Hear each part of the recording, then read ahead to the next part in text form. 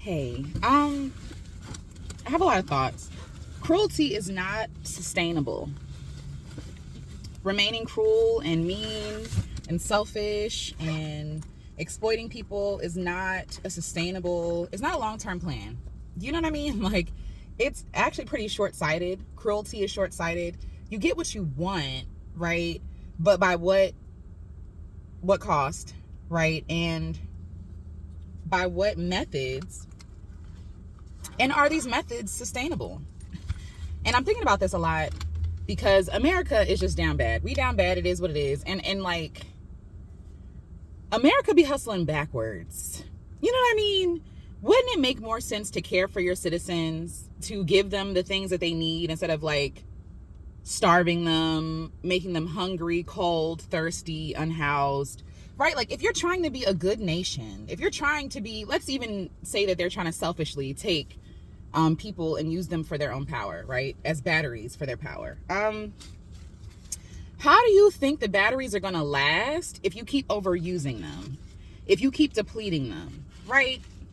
Anybody, like, again, here I go using examples I'm not good at using. But either way, let me just say what I'm trying to say. If you want to be successful, you cannot be successful long term by treating people poorly. That's not going to work. If people are your main, in America, people are America's main crop, so to speak, right? Like, whether that be culture, whether that be, let me crush, basically they crush Americans to press out of us what little bit of oil, what little bit of juice we got left, right? But what would make more sense long term is to sustain your citizens, to make sure they're okay. Because if you want a country that is profitable, if you want a country, and not just profitable in terms of money, right? If you want a country that is successful, meaning, oh, my citizens are doing well, we are competing, and I have thoughts about that anyway. But like, let's just go to a selfish thing. It don't make sense to mistreat the people that you're depending on to make your country great. It doesn't make sense. It makes no sense. And so, like, all this like logic and reasoning and pull yourself up by your own bootstraps and meritocracy and nobody owes you anything, it's just so ridiculous to me because we're saying this to each other as if we're not all being played. That's crazy. We're saying that to each other as if we're not all being crushed under the weight of capitalism, as if any of us are doing well. That's why we're so mean to each other. It's because we're the only people accessible to each other. We're mean to each other because you're the only other person I see. I don't see the CEO or the execs at this business or whatever business I'm working for that's crushing me. I don't see them. I see you though, and they're convincing me that you're my enemy when you're just trying to survive out here just like me. America is hustling backwards. Cruelty is not a long-term goal. It's not going to work.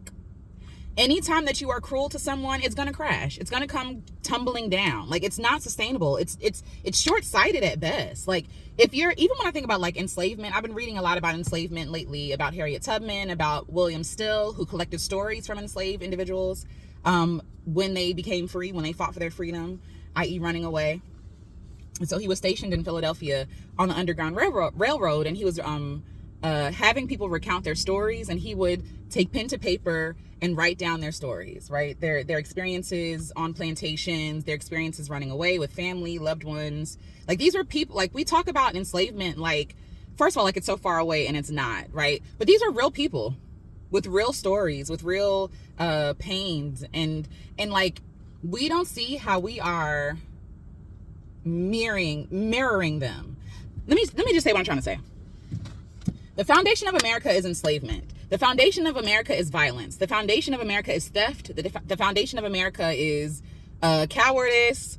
Insert whatever word you want to use here, right? And so it needs all of those things: enslavement, violence, harm, neglect, suffering to sustain itself. America needs what it was founded on to keep going. Like, you need what you were founded on. And so, yeah, because America played its own face, right? As in colonizers played the faces of indigenous folks that were here, and black folks and other white folks, white now, weren't white back then. But like, how they literally have not done anything by themselves. There wasn't no bootstrap. You feel me? Like, the people were the boots. The people wear the boots. The only people wearing boots are the people that were in the fields. Like, those are the boots. Anyway, so like, when I think about enslavement, because I'm all over the place. When I think about enslavement, I think about these enslavers or these traffickers, these human traffickers, being violent to to people that they've enslaved, to their captives. And they would be angry with them because they could not produce, or would not produce, shout out to my ancestors resisting, would not produce for them what the enslavers wanted them to produce, right? But like, you're not feeding them, you're not clothing them, you're not taking care of them, you're angry at them for becoming weak and sick. And like, these are from stories. Like the enslavers would punish the enslaved for being sick, or for being injured, or for being pushed, you know, to the ends of their life, and they don't have any energy to sustain, but their enslavers, their captors, gave them nothing. So how are you mad at your people, at the people that you enslaved, I should say? How are you mad at the people that you enslaved when you don't even have the means to take care of them? How is that their problem, that you can't afford to take care of the people that you enslaved? This is the thing. America's trying to get everything for cheap. For cheap, i.e. their citizens, they trying to give us the cheap end of the stick. You feel me? And it's not sustainable. And we're confused as to why the country is going under. Its foundation is violence. The foundation is violence. It could never sustain. It was never meant to last forever. And now we're trying to almost like put band-aids, or like, you know, when you get a pothole in the road, it's cold right now, so there's potholes everywhere. But basically, there's potholes in the road, and instead of actually like digging up the road and starting over and paving it the right way, the way that it should have been done the first time, we just keep trying to put little, what is it called? Speckle. The word is on the tip of my tongue. But you know what I'm talking about. The people who do housework, like, as in like fixing up stuff. You take some paste or putty, and there's a hole in the wall, you put it in there, you know what I mean? Like, and you do the work. But like, no, if it's done well, that's for repair. But if it's done well, you wouldn't need to repair so often. And I feel like America is popsicle stick house at best, and we're trying to convince everybody that this is a mansion worth like millions of dollars. But the people inside of the infrastructure can tell you, of the structure, can tell you that it's trash. And we're being bitten, we're being cold, put out, starved, whatever it is, right? Figuratively, like under this structure, which is the house of America, right? Like, and America's gaslighting us and telling us that we're the problem. We're the problem. No, America, you're hustling backwards. If you treated your citizens like actual people, if you treated your citizens like they were important to your success, which they are, if you treated people like the brilliant, beautiful beings that they are, you would be a successful country. But that would mean that you would have to forfeit violence and exploitation to get that done. But people in this country are not willing to do that. They're not willing to put down violence because they benefit too much from what violence affords them. They benefit too much from the opportunities afforded to them because they are violent, disrespectful, disgusting creatures. The thing is, like, here in this country, it's so backwards because people who want to do good are penalized. You almost are incentivized to exploit and harm other people here in this country. The more you exploit, the better, the bigger tax breaks you get. The more you exploit, right? Like the more powerful you become. I mean, look at our politics now. As much as you want to follow it, right? Even if you don't follow it, you see who's in the White House. You see who's in the Oval Office. It ain't nobody there by merit or by study. It's about money. And this person has a lot of money because he's exploited a lot of people. You are incentivized. It is what is the word I'm on? Insidious. It is incentivized for you to exploit your neighbor here in this country, because the foundations of this country and the only way that this country works is by exploitation, because Americans are not that smart. Our forefathers were not that smart. If you need violence, if you need to harm people to survive, you're not that smart. To be kind, to be generous, to have something to offer, to trade with someone, To be beneficial to other people, you have to be smart. And because America has nothing to offer anybody, all it does is takes and exploits. That's it. That's it. There's nothing exceptional about America except that it's violent. There's nothing exceptional about America except for the people. The people that they try to oppress. The people that they try to convince are the scum of the earth.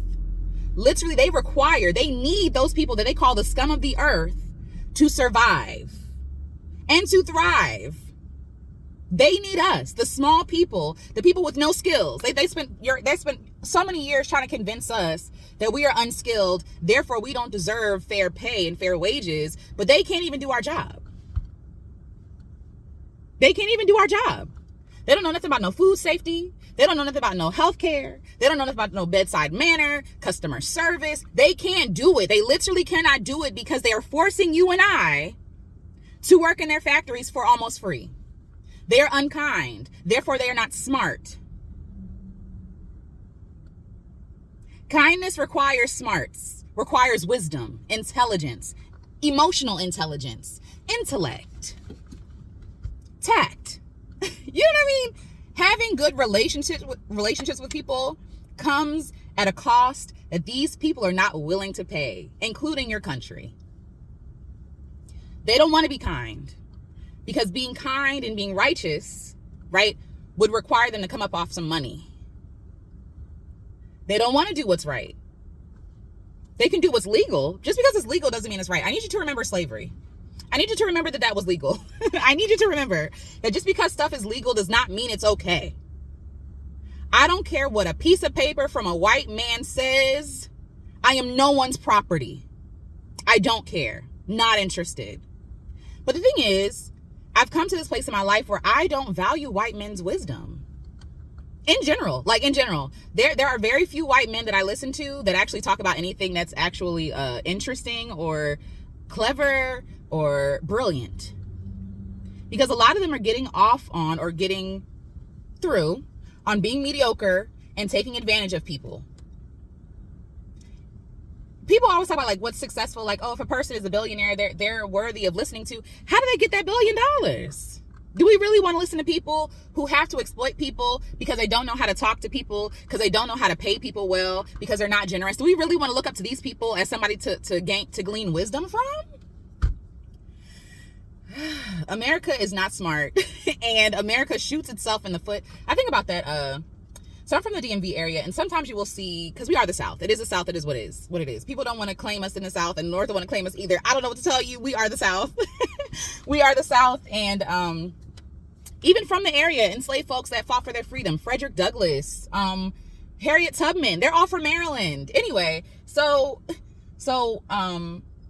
about Maryland, like, there are a lot of times that I'll see like a "Don't Tread on Me" flag, and it'll be like you know what it looks like. You've probably seen it, but it's like a yellow flag with like a snake on it, and it's a sign that says "Don't tread on me" or whatever. The thing is, though, the snake is eating itself. The snake is eating itself. Like, let's be serious.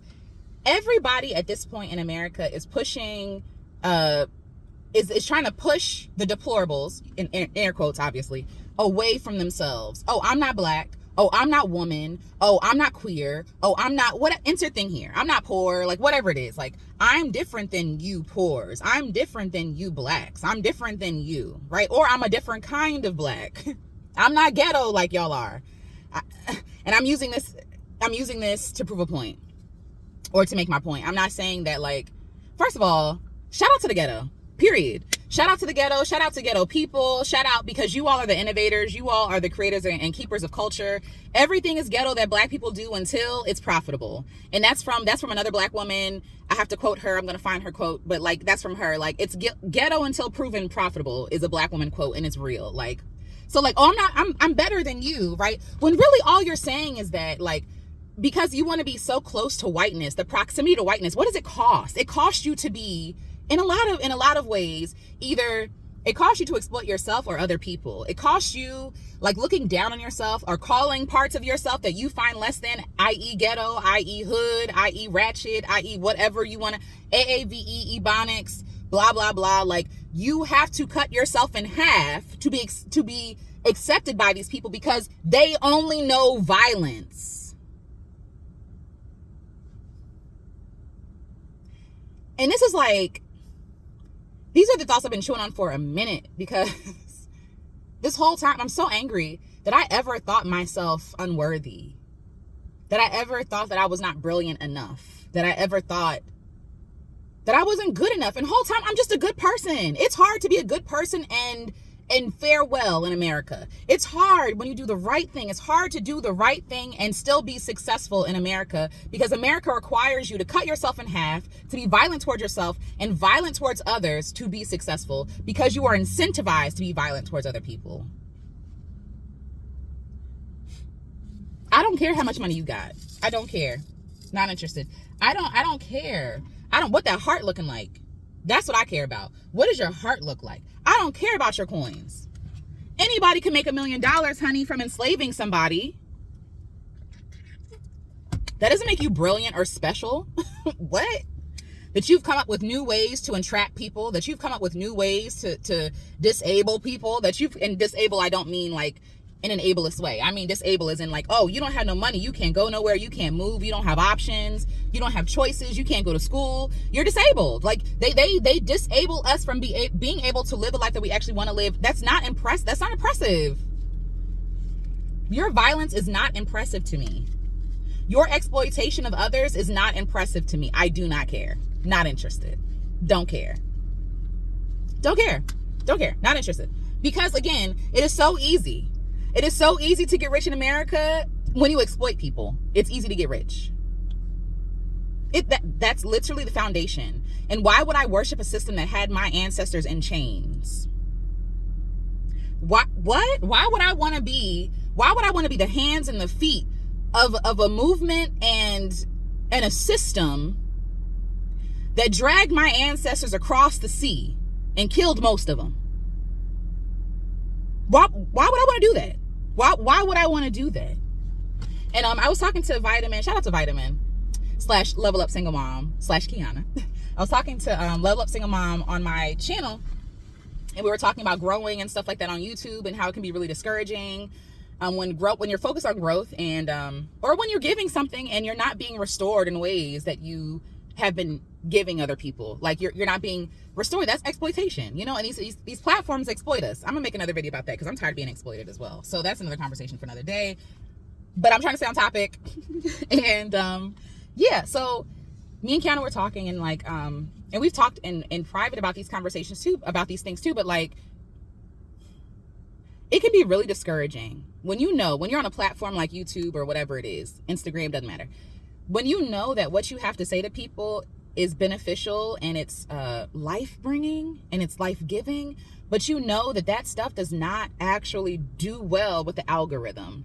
If you look online, the stuff that goes viral are the stuff that makes people angry. It's like rage bait or, commiserating, which I'm all for, by the way. I love a good commiserating video. Love that. I love people complaining. I love people being brave enough to complain. Because that's another thing. A lot of people are ashamed to not complain. And I'm like, who is that benefiting? Why are you biting your tongue and being quiet about someone exploiting you? Why? Who does that serve? That don't serve you. This is brainwashing. They've made you afraid to fight for your own rights. They've made you afraid to fight for your right to be cared for well, to be treated well and fairly and all this other stuff. They made you the problem for complaining about a system they created that's evil and violent. I'm gonna complain every day, honey. Like, you know that, like, somebody has to be brave enough to call it out. Somebody got to not care about what y'all think about complainers or negative Nancy's or whatever the heck. Somebody has to be the whistleblower. And usually the person blowing the whistle is not the most favored, is not the most, like, popular. It's not, because it's not a popular thing to go against the grain. But in 10 years' time, y'all be looking at them like, oh my God, this was a martyr. They were right. They were right. We know. But we know that they're right now. We're just unwilling to let go of all the things that we benefit from operating and benefiting from this system.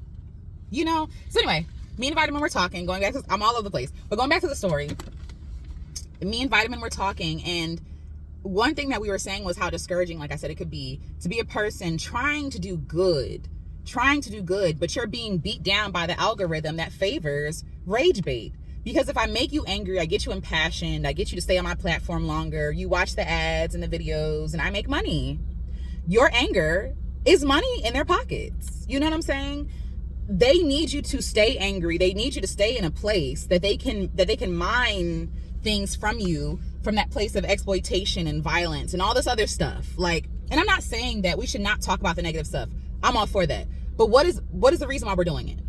What's the reason? Are we doing it to improve, or are we doing it just to make money off of the anger, the precious and sacred anger of people? I don't like that. You know what I mean? So anyway, it's really frustrating when you're trying to do things the right way.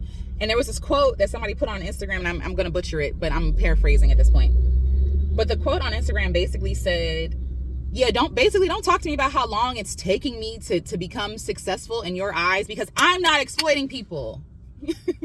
It's taking me a long time to be successful as an artist, as a writer, as all these things, because I'm not willing to exploit people. I'm not. You know what I mean? And so because I'm not willing to exploit people, there are some things that I can't do, right? And for example, right, it's just me. My team is me and sometimes Jamile. Like, I don't have people on bankroll. I don't have that, because I don't feel good. I would not feel good about not being able to pay someone well for the work that they're doing for me. I just can't do that. And I don't want people to exploit themselves for me. When I start making money enough, when I start making enough money, I want to pay people well. I want people to brag to other people and say, like, this was the best job I ever had. I want to invest in the people that are working for me. And yes, if they want to go on beyond, you know what I mean? If they want to go beyond me or do something different, you know, then do that. There should be no bad blood, because I'm paying them well and we have a good relationship. And hopefully I'll be able to hire somebody else. Obviously I would miss them or whatever, but yeah, like, because I'm not willing to exploit people, because I'm not willing to do things the wrong way. I'm going to say wrong as a shortcut. It's kind of a lazy word, but you know what I'm trying to say. Because I'm not willing to do things in ways that don't line up with my beliefs or my values, it's going to take me some time. It's going to take me some time. The people, the light workers, the light bringers, the light bearers in this world, like, they're usually the least supported, like, because nobody gets it until they get it. And by that, I mean, like, you ever seen a video that, like, be speaking facts and be like, why don't this video have more views or whatever, right? Like, a lot of people don't hop onto a video until that video does successful, until they see, okay, they might see a video, say the video has like 30 views. They might not watch it, but then when that video has like 1 million views, and they're like, oh, well, I guess it's good enough to watch now. Like, you know what I'm trying to say? So, like, but these people knew what they were talking about a long time ago. They knew they were right at the time. They just didn't have the things that they needed to get their message across. And, like, as somebody who is a creator, I want to encourage you to keep creating, but also, like, if you're not successful right now, like, obviously define your own version of success. But some of that is not your fault, honey. Especially if you're doing things the right way, the slow way. Like, there's so many benefits to going fast that we get, but, like, we don't really count the cost of what it really takes for things to go fast. Who's being underpaid? Who's being overworked? When I think about my enslaved ancestors, for example, they were overworked, obviously, and they were not paid, right? And so, like, but their bodies were forced to move at machine paces that are not natural for anybody. And then they were punished for being human, i.e. getting sick, being injured, getting old, you know, being pregnant. Like, they were punished for being human. And we have recreated that system here in the States. And my whole point is, enslavement ain't last long. This ain't gonna last long either. This iteration of capitalism, or whatever the heck we are, late stage capitalism, whatever word you wanna add to the season that we're in, it's not gonna last long. It can't. I don't know what the next iteration is gonna look like, but this can't last long because it was never meant to last long. You cannot be cruel to people and expect your thing to succeed and last. It might last 400 plus years, but it ain't gonna last forever, because people's greed and their evil is always at the root of a downfall. And at its inception, at America's inception, the evil seed was planted. The evil seed was planted and was only going to bear evil fruit. Because if you plant an apple seed, you're not finna get oranges. You plant evil, you gonna get evil. You plant destruction, you will get destruction. You plant evil, like, you plant evil, you gonna get evil. You might have been able to outrun it for 400 years, but the ancestors of those people, they still alive and they still here. The people who were complicit, They still alive and they still here.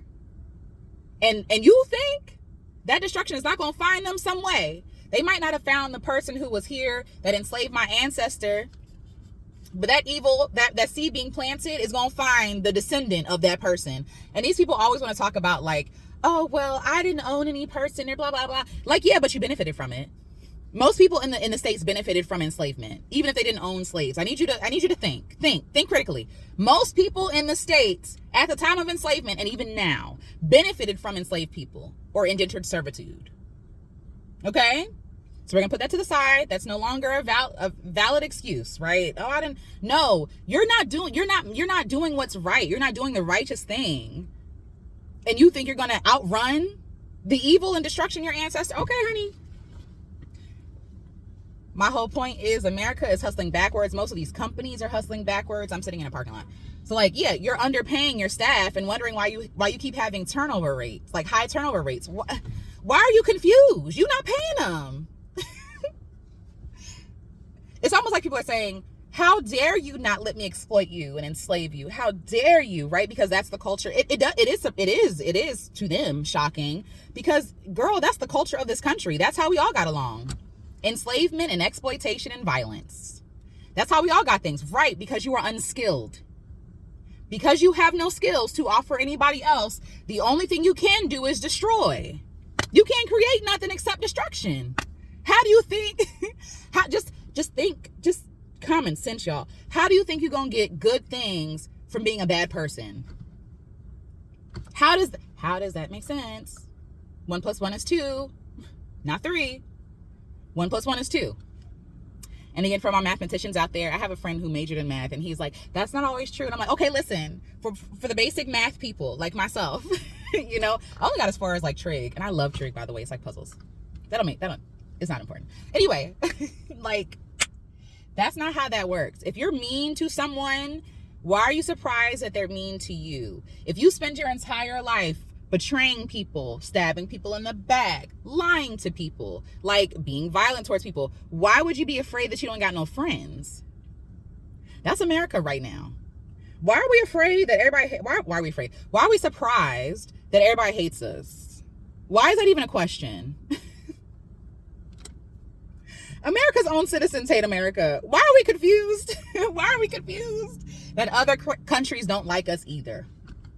Because we are bullies. And I'm speaking we, obviously not me, okay? But we as a country, if we are the people who make up the states or whatever, as much power as we can exercise. Like, the United States has been bullying people its entire life. Sorry, someone almost hit somebody. Has been bullying people its entire life. And we're confused as to why America is falling apart, why people hate us, why people are revolting. Have we not read a history book ever in life? Like, why are we surprised? But it was America's and the founding people. I'm not gonna call them fathers. They're not no father of mine. But it was America's founding people, i.e. traffickers, i.e. thieves, i.e.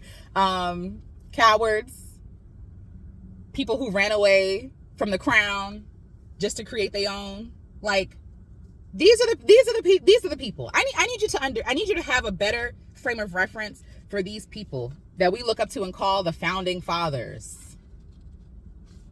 It's interesting to me. But yeah, like, no, like, America's hustling backwards, and America is the reason for its own demise. Ain't no other reason but itself. America's self. I hope what I'm saying is making sense. A lot of different perspectives here. First person perspective. But yeah, no, I think I find it surprising that people are surprised. But that kind of gives credence to this, like, this arrogance, and it's something beyond arrogance. It's arrogance, and it's also just like delusion. Like, yeah, delusion. It's delusion. And again, I'm not a mental health professional at all, so I'm using this colloquially. But when I'm saying delusional, I mean to say that, like, what did you think if you thought you were going to take some sand and some water and make a desert? or that's a bad example. If you were going to take some water and some sand and make a forest, people will look at you like you don't make no sense, right? Because a water and sand equals the ocean, right? So it's almost like America is like, oh, how are we failing when we failed everybody? How are we failing when we lied? It's like this delusion that they believe that they're owed something good for being so evil. They really think that they're owed something good when all they have ever been is deceptive and evil. To me, that's delusional. That don't make no sense. That's literally like, huh? Again, a different example. Like, no, you taking your card, swipe all day, and you surprised why you ain't got no money in there? America has spent its entire existence exploiting and harming people. There is no surprise as to why America is falling. Also, kingdoms aren't made to last forever. Kingdoms, they're not made to last forever. Again, read a book. It's about time. It's about time for this turn. And like, I don't know if America ever thought that like, oh, we're better than France. We're better than all these other places. We're going to put our citizens in the same circumstances and hope for different outcomes. How does that make sense? How does that make sense? And ain't France our ally? Girl, they don't like us anyway. But again, it's that American, oh, we're going to bully people into being friends with us. Okay, when has that ever worked out? At some point, everybody gonna turn on you. Everybody gonna turn on you. If you're a bad friend, I think about Regina George and the Mean Girls and how they were all friends with her because they feared her. It's not like, I'm sure that they shared tender moments, and honestly, a lot of their tender moments were based on the harm, and the making fun of other people, right? Like, that's what it was in Mean Girls. Like, that was their common thread. Like, yeah, they were, popular and wealthy, I guess. Like, but beyond that, what do they really have in common besides that? It's like, oh, we're just going to come together because we are the powerful ones. Not because we're good people and we have common interests and values. Regina George's friends hated her secretly and were afraid of her. They hated her because they were afraid of her. You know what I mean? Like, because they knew how evil that she was going to be to them. And instead of wanting to be in that burn book or whatever the heck, instead of like that, they were willing to put up with her shenanigans as long as they weren't the ones. That's America. America is Regina George. America is Regina George. And Regina George was surprised, not because people hated her. Well, maybe she was surprised about that. I don't know, but that's that white people delusion. I don't understand. But she was not surprised that people hated her. She was surprised that they turned on her. That they what's what I'm looking for? That they finally garnered enough strength, bravery, whatever word you want to use, to fight against their oppressor, which was the person that they were keeping around. They went over her house, they drank mocktails, they were hanging, like, they did all this stuff, and Regina George really thought she had friends.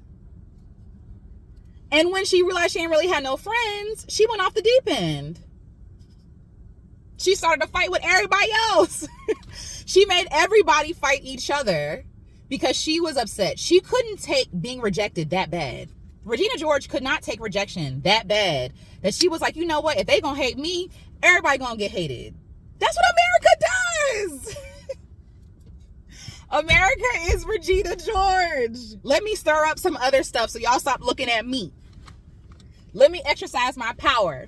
Let me hang out with my other evil friends, and let's make these burn books and oppress other people together. And then when we realize, or when someone is brave enough and honest enough to be like, actually, I hate all of y'all, now we all at war.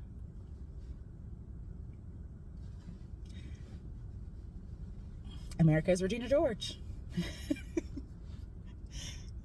But yeah, that's basically all I wanted to say, was that, yeah, America's hustling backwards. America is Regina George. America exploits its citizens. It incentivizes companies to exploit its workers, and then you wonder why your companies go under. If you took care of your employees, healthcare, paid them well, they would be less likely to leave. And that's the thing, because America doesn't know how to make friends, because America is a trash friend, right? Like, what do people do who are trash friends, right? Like, they'll scheme, they'll plot, they'll coerce people into being friends with them. When a person, because kindness is a skill, right? Hold on one sec. Like I said, kindness is a skill. Kindness is a skill. It is something you have to learn, right? I think kids, generally speaking, are kind, but it's something that we lose after a while because the world tells us to be callous and to protect ourselves, and it's a dog-eat-dog world. All the things that are true but also untrue, because it doesn't have to be. We just make it that way and we accept it, and anyway. So I get that, but like, kindness takes bravery, kindness takes wisdom, kindness takes intellect. And because America does not have the intellect, if America was a person, to be a good friend, right? Does not know how to be a good friend, they have to coerce people into being friends with them. That's what these businesses do. And I'm not just talking about going to the business or working for the business. I'm also talking about being a customer of that business. So I'm gonna use I don't know. I see Chick-fil-A in front of me. I'm gonna use Chick-fil-A as an example, right? Okay, so Chick-fil-A, I don't know anything about this company. I'm just using them as an example. Okay, so here we go. So Chick-fil-A may underpay their workers so that they get more money funneled to the top. CEOs, all them people, right? They get more money in whatever they're invested in, which is not their employees, but whatever the heck they're invested in, politics, etc., right? And so it would make more sense, though, to take care of your employees so that your employees have a less, so that they're well, that they're doing okay. Because if they're doing okay, then they show up as better individuals at the job. If the people are being paid well, they show up as better people because they're not being exploited, because they know that they're being cared for. They know the company cares for them. Then you have better allegiance to your company, because these people are like, no, Chick-fil-A pays me well. They pay for my health insurance. They pay for my baby's schooling, because they got the money, y'all. We're just the ones accepting pennies and crumbs. Like, they have the money. And we be in the way of people picketing and saying, pay me more. And we be like, no, you don't deserve more. What do you mean? You're not getting a check from them. Why are you bootlicking? Why are you defending corporations when they get bailed out for millions of dollars? And you worried about a $200 tax return? Be serious. And I'm saying that because I am that person. You will not find me caping for no organization, honey. No billionaire, no organization. I don't care. Please, no governmental system. I don't care. They're doing better than I am. Okay. So anyway, so Chick-fil-A is taking care of their employees. They got them good. They're less likely to leave, and they have better, what is the word? It's not allegiance. It's another word. Loyalty, better loyalty to their company. And then they're also recruiting their friends to work for you because you're a good employer. That would make more sense. So again, you have good people who are less likely to get sick because they have insurance and they have days off. They have sick days, right? So they're less likely, their illness or whatever, and granted, things happen to some people. Some people just get sick and they can't help that. So I'm not talking about those people. But like, if you are well rested, if you eat well, if you are supported, you're less stressed. And if you're less stressed, you're less likely to get sick. And so you're going to have good employees. But these companies, because they don't know how to be good employers, they don't have the skills to do anything but exploit and to lie and to cheat people, including the customers, out of good service, right? They will coerce people to work for them. You can't afford to work anywhere else. So I'm going to pay you just enough so that I keep you starving so you never leave me, an abusive partner. I'm going to give you just enough. That's what America does. I'm going to give you just enough so that you don't die, right? I'm going to keep you alive enough so that you keep funneling your energy into me. That's America. That's the companies. That's every business or most businesses that are chained. All the things you see. And again, some businesses are good. And those businesses, I hear great things. And also, the businesses that I hear that people work at and they're like, oh my God, it's amazing, are not that big. It's almost like they have an idea of what enough is. They're not greedy.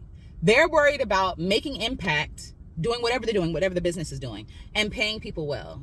And that's enough for them. They're not worried about taking over the world, because to take over the world, you need to exploit people. There's a cost to expansion. There's a cost to growth. And you really have to consider, are you willing to pay that? What does it require?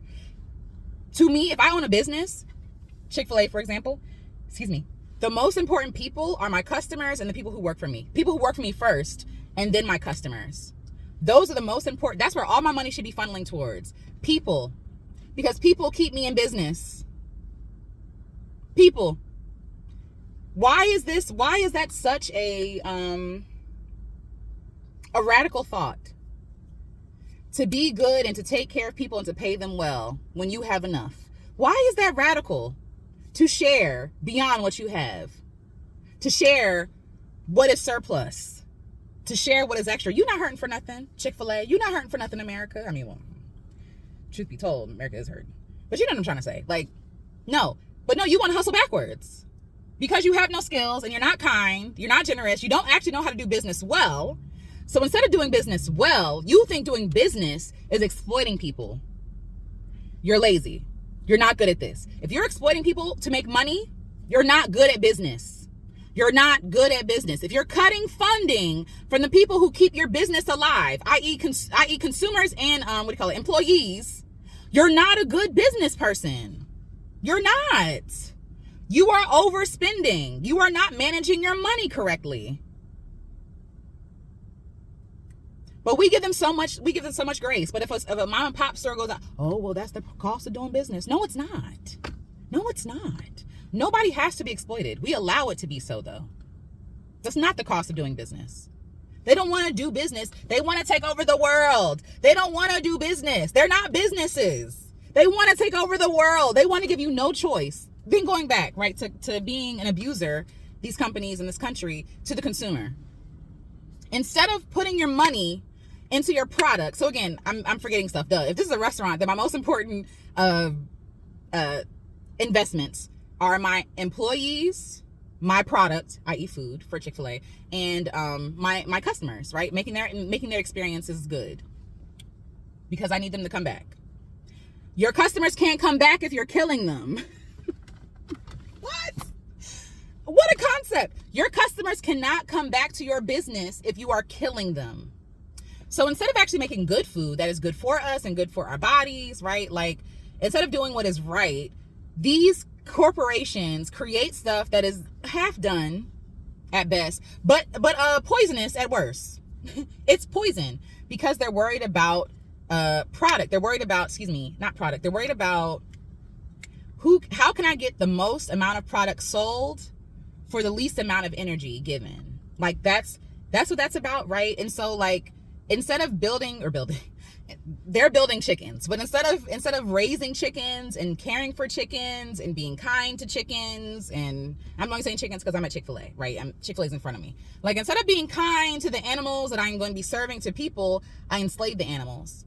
I feed them hormones. I give them things that are not good for them. I use pesticides on my food when there are natural animals that can act as pesticides, or natural herbs and things like that the earth has given us to use as pesticides. But we want to go the easy way and the shortcut way. That's all capitalism is like, how can I shortcut this way? And even if I create a problem, it doesn't matter, because I can always create another business to solve the problem, because it's never solved. To solve the problem, because if I solve the problem, then I'm not going to get no money anymore. But to solve the problem enough that I make more money. So even the problems I create are still what is the word I'm looking for? Beneficial to me.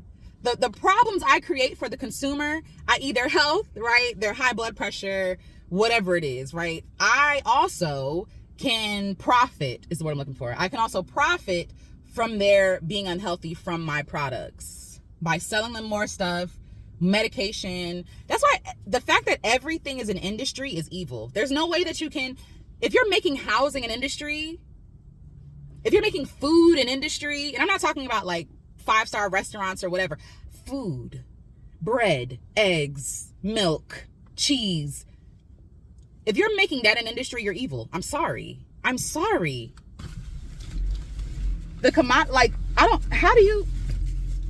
do you make a business off of what people need to survive? Laziness.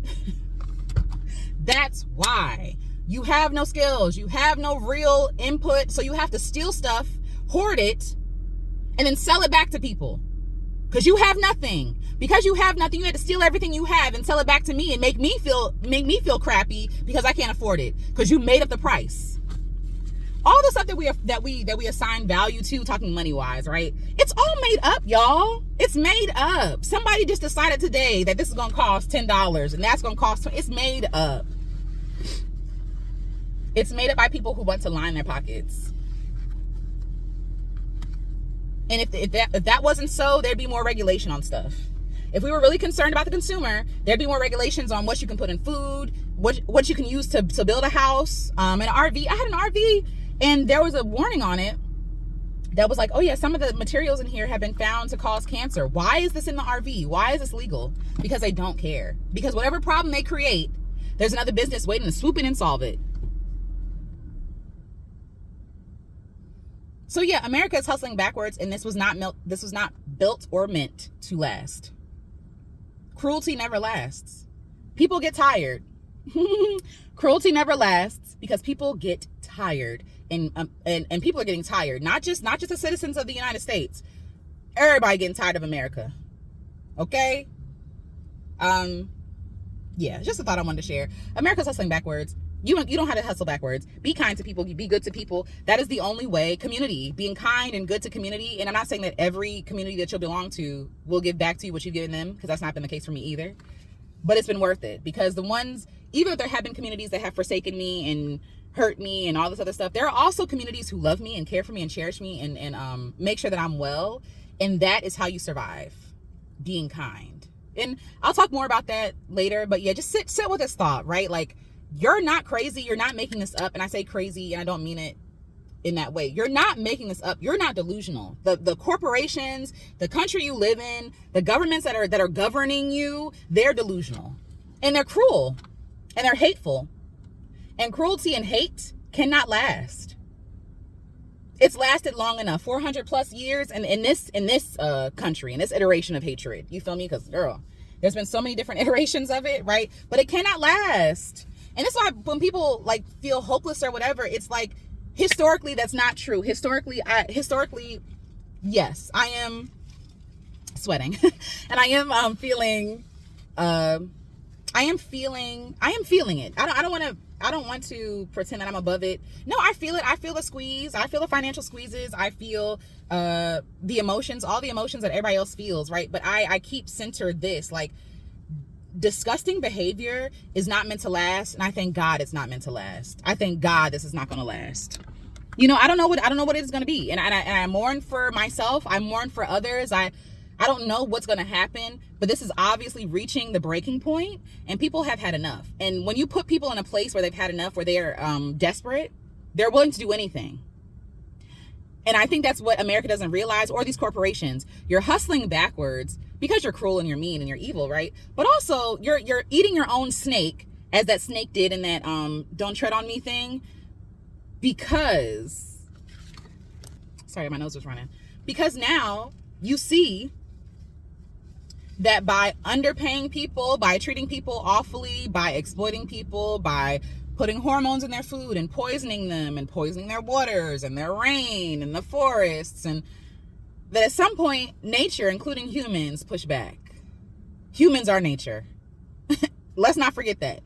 At some point, people are going to wake up and realize this is not right. You know, I put up with this because I thought this is how I had to live, and I thought this was the way to do it, but this ain't right. And when you put people in that place of survival where you're trying to enslave people, what happens? They revolt, because people are free and they know they need to be free. There's something in them that says, I am free. I refuse to be enslaved. So when you enslave people and you keep them in this margin, this like small in between of like just surviving, and you can't do anything beyond that. And when you continue to squeeze them and press them down like olives to get that oil at that joint, guess what? People are going to revolt. People are going to respond. In likeness, right? In kind. People are going to respond to your violence with violence. And I will never look down on somebody who is desperate, fighting for their survival. Never. Because it's not their fault that they were put in this position to fight in the first place. It's the fault of the government, the whatever, whoever did it. It's their fault. That's blood on their hands. What do you think people are supposed to do? Lie there and die and take it? No, that's never been the case. But again, America is delusional enough to believe that they are so different than everybody else. Somebody just littered, and that bothers me so much. I hate when people litter. Oh, that bothers me so much. I be having a mind to get out of my car and be like, you dropped that. You know, but they probably dropped it. Anyway, but yeah. That's why we are here where we are. I love the fact they never intended for us to be united enough that we're sharing information with each other. I go on TikTok, not really. I watch TikTok, what do you call it? Summaries, what do you call it? Where people put clips of TikToks together. The word is going to come for me when I don't even need it anymore. But either way, they put together a blank of TikTok videos, and the word was just right there. Anyway, a collection of TikTok videos where people are talking about the same things that I'm talking about. People are talking about how they feel financially squozed or squeezed. I don't know. It's AAVE, y'all. Period. Squoze. They feel squozed. They feel squozing. They feel pressed. They feel pressured. They feel like they're at their wits' end. And I love that we are all sharing information with each other. Like, you seeing what I'm seeing? Okay, as long as you see it. Make sure we're here, right? But yes, people are going to respond. People are going to fight for their lives. Yeah, people are survivalists. It's natural to want to survive. It's not natural to exploit people, though. That's not natural. That's not normal. We have normalized it. That is not natural. That is not normal. And people are waking up because their soul is saying, I am free. But this corporation, this government, this whatever, this entity, this person, this spouse, this parent, whatever it is making me feel like I am not free. And so what happens? People fight for their freedom. People fight for their freedom. People collaborate. Why do you think they don't want us to have a lot of free time? Why do you think that is? Why do you think they want us working around the clock for pennies on the dollar? Why do you think that is? Because they want to exhaust us. They want us to be so exhausted that we have no time to foster community. You know? Anyway, don't hustle backwards. These principles of capitalism and Americanism were never real. They were never real. And time was always going to run out because the truth is always told. A lie is always proven to be a lie. And the lie of American exceptionalism or whatever the heck, meritocracy, pulling yourself up by your own bootstraps, capitalism is a lie. All of it is a lie. All of it. Like, just think of, oh, well, if you work hard enough, you mean like the enslavers who stole people from distant shores and made them do all the work for them? You mean them? You mean those people who stole patents from black people and from women because they weren't allowed to create? Those people? We're looking up to those people who can't do anything, those people who repay kindness with violence, those people, those barbaric beings, we're looking up to them. Whew. The people who had my grandmother working until she died, those people? The people who stressed my family out so much they smoked and they drank themselves sick, those people? I'm supposed to look up to those people and their system? I know what their system has cost me, and I'm not playing no games with them and their system. I know what that system has cost my elders, their very health, their very life. I'm not willing. I've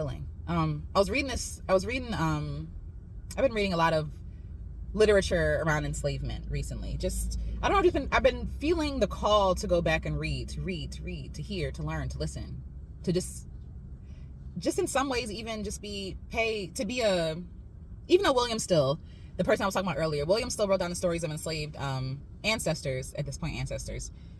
But one thing that he did was like bear witness.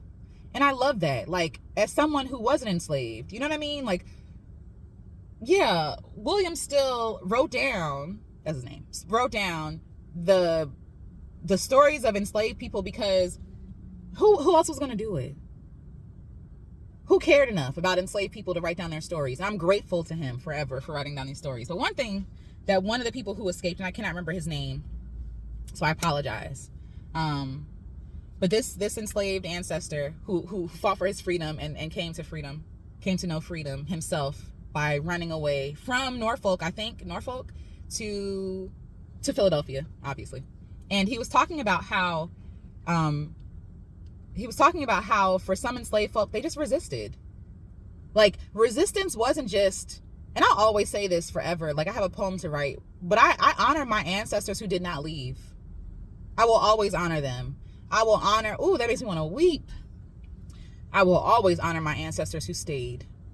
Always. And so hearing the horrors of people who escaped, you realize it wasn't like, we know this. But for those who don't know, it wasn't just like, oh, I'm just going to leave. We're talking about people losing their life. We're talking about if they get caught being unalive. We're talking about them having tendons in their ankles cut so they can't run away anymore. Like, this was the cost. And so when I'm hearing this man talk about his experiences, and when he had learned that his enslaver was going to sell him, and as an act of rebellion, that man stayed in the woods. He just stayed in the woods for like months to be like, I will not. Absolutely not. And because there was something in him that said, I am free. I am not a piece of property to be traded. I am not something to be bought.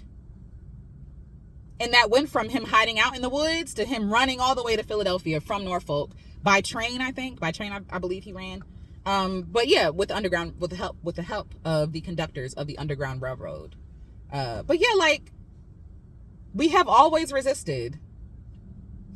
And resistance didn't always look like running away. Sometimes it just look like being unwilling. I'm not willing. I'm not willing. And when I look at capitalism and I look at America, I think of enslavers who try to convince us, the lay people, the people who get paid the least, that we are unskilled, yet they need us. We are unskilled, yet their operation would not continue without us.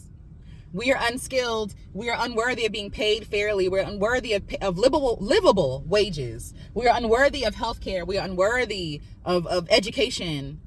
Why do you think they don't want it? Anyway, like, we're unworthy of all this stuff and nobody sees the parallel. And I'm just like, and I'm unwilling. I'm unwilling. I can, but I don't want to. And I'm exercising privileges that my ancestors did not have. I am unwilling to defend any ounce of capitalism when I knew what it cost. When I can hold the book in my hands. When I can hold the book in my hands and read the stories of those that capitalism tried to destroy. You will not catch me out here defending them. I'm sorry. It's like at what point, especially for Black folks, at what point are we going to listen? Listen in, listen to each other, listen to our ancestors, listen to spirit. At what point are we going to listen? We are powerful people. They would not work so hard to make us feel so crappy if we were not powerful. They would not work so hard to convince us, especially Black women, they were too angry, too ugly, too bitter, too arrogant, too haughty, unwanted,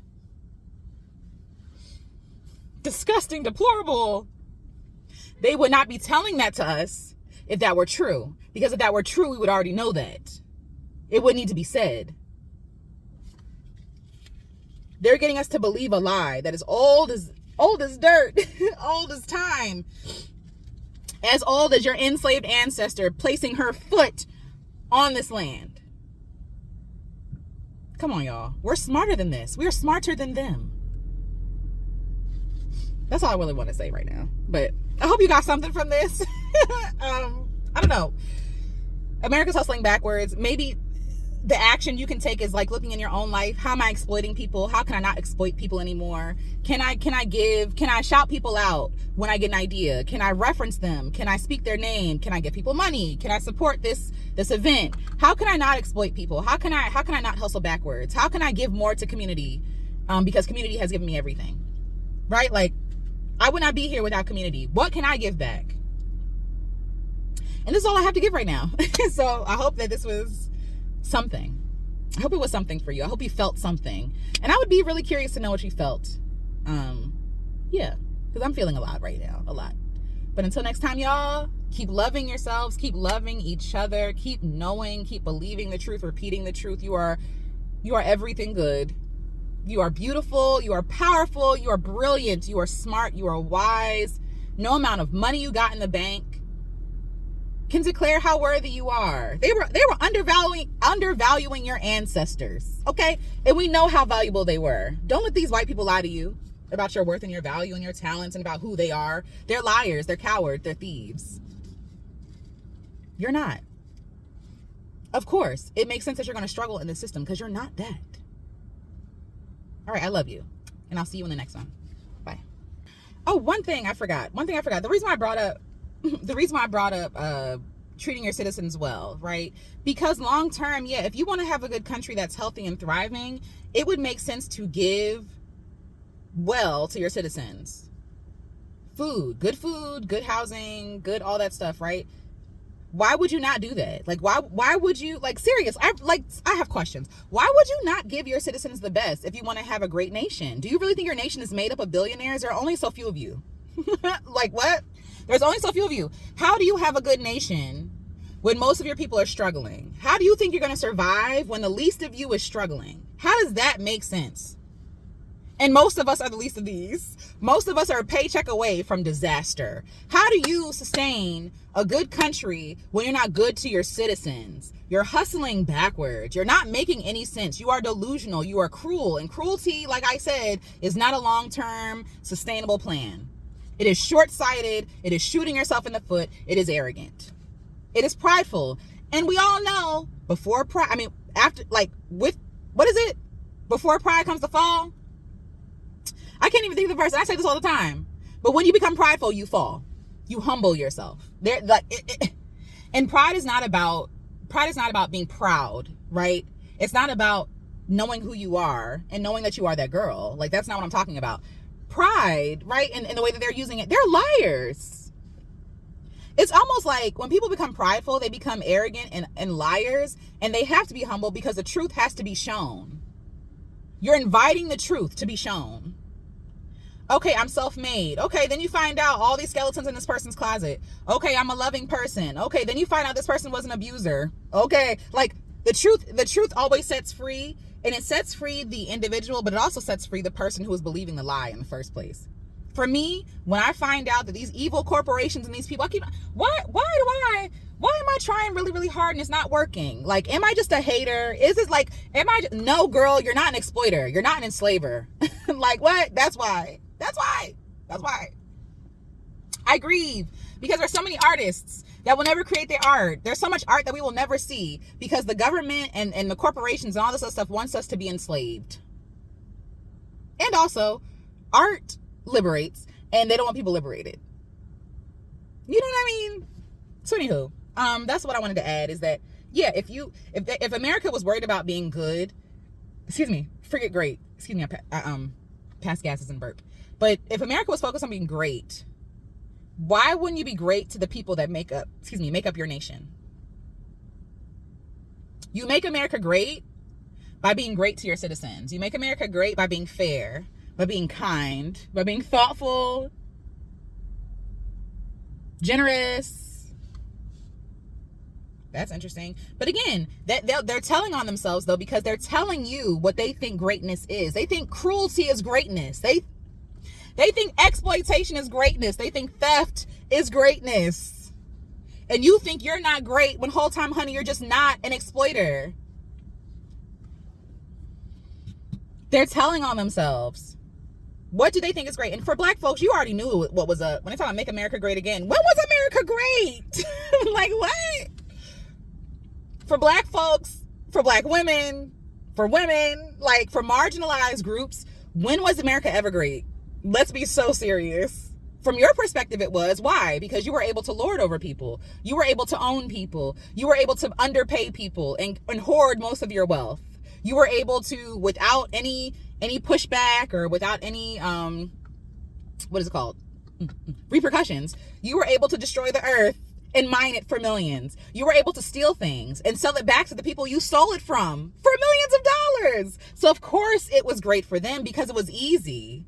It was a life of ease because they exploited in everything they did. Everything they did, from music, commodifying things from music to housing to farming, like air, breathing, rain. They commodified everything because they have nothing. They have nothing to offer. They can't even make the elements better. They make it worse. That's what the delusion, make America great again. What are you talking about? The more I talk and think, the more I'm just like, this is so crazy. This is so untrue.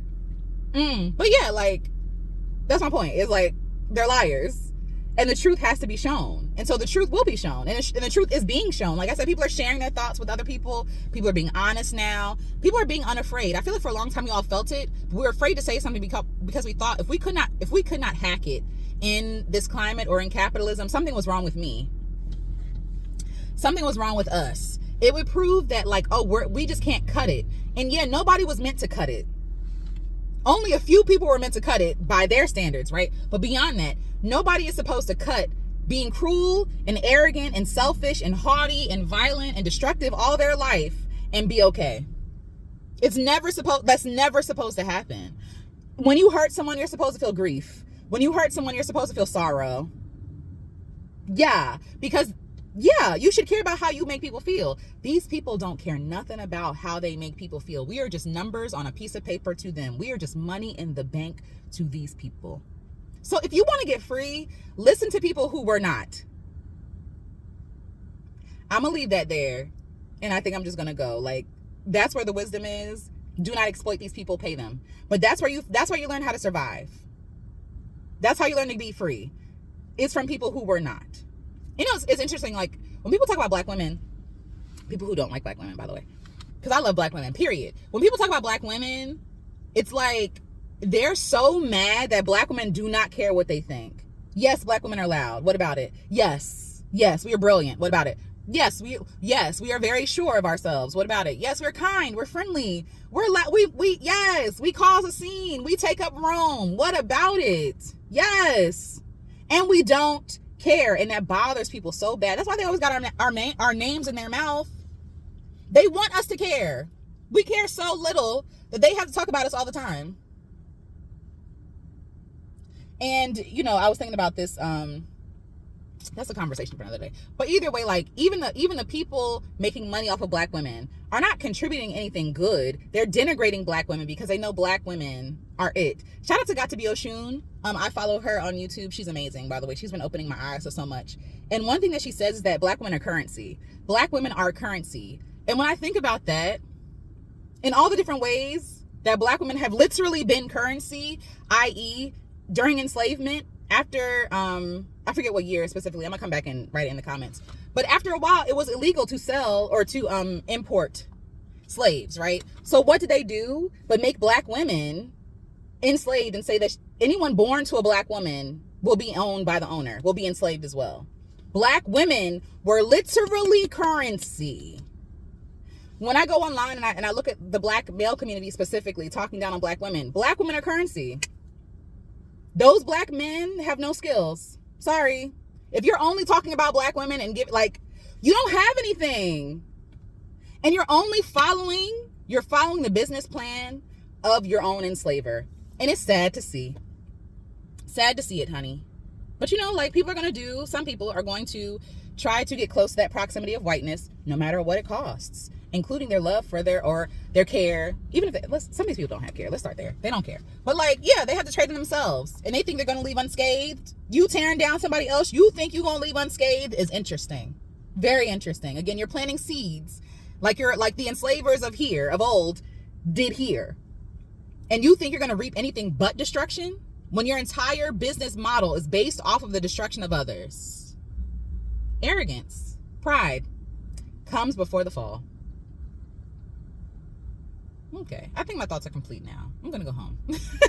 But I will talk to you all at the next one. Again, this is my second goodbye, but love you, be safe, be well, love each other, be kind to each other, be generous with each other. That's how we get free. That's how we get free, y'all.